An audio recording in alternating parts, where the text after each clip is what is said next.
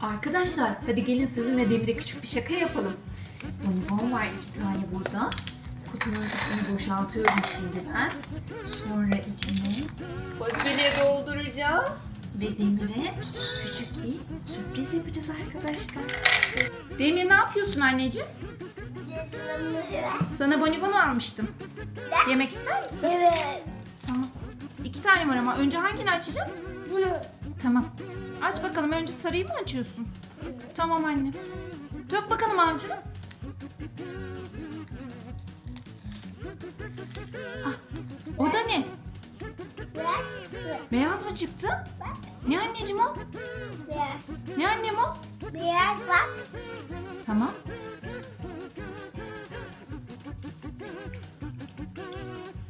Nasıl bonibon olmuş o ya? Demir. Anneciğim bonibon mu? Bonibon değil anneciğim o. Döker misin buraya? Gördün mü bak içinden ne çıktı? Ne anneciğim bunlar?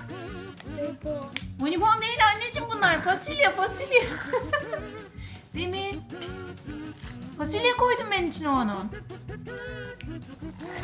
Aa, hadi nerede bonibonlar? Demir onlar ne? Fasulye. Fasulye. Bonibon yok.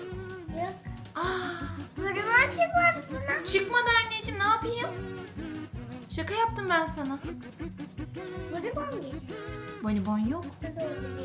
İçine mi dolduracaksın? Böyle oynamayı mı tercih ettin? Ha, kapakla dökeceksin. Topla o zaman hepsini anneciğim. Ama yerlere de döküldü Demir. Olsun. Olsun deme. Toplayacağım. Toplar mıyız? Tamam hepsini doldur. Dökme yere dökme anneciğim. Hayır Demir hayır. Anneciğim yere dökme. Ama o zaman bunları sen süpüreceksin Demir, tamam mı? Sen süpüreceksin hepsini. Hadi bakalım anneciğim, yaptıklarını temizle şimdi. Aferin. Süpür. Bütün fasulyeleri içine alacaksın. Tek tek onları toplayacaksın süpürgeyle. Aferin.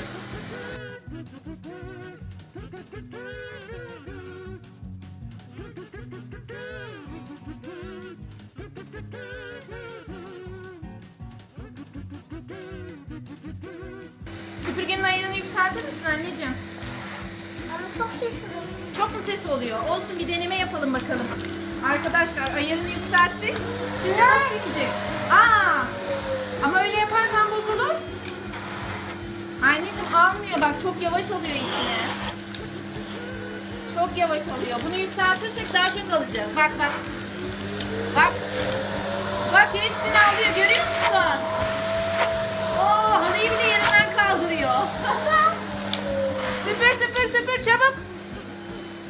Çabuk bakalım. Aferin. Bundan sonra evin bütün süpürgesini sen yap annem, tamam mı? Demir. Anlaştık mı? Tamam anneciğim. Of, yoruldun mu? Yorulmadın mı? Halıyı da mı süpüreceksin? Tamam, elindeymişken bütün evi süpür artık sen. Arkadaşlar ben videoyu kapatıyorum. Demir bütün evi temizleyecekmiş, bana yardımcı olacakmış. Anneciğim bir hoşça kal de arkadaşlarına. Anne. Demir ne yapıyorsun? Bir hoşça kal de arkadaşlarına. Annenize yardımcı olun de evi süpürürken. Onlar da yardım etsinler arkadaşlarına. Arkadaşlar hoşça kalın. Gösteririz anne. Ay annem, bütün evi sen süpüreceksin şimdi. Hoşça kalın arkadaşlar. Başka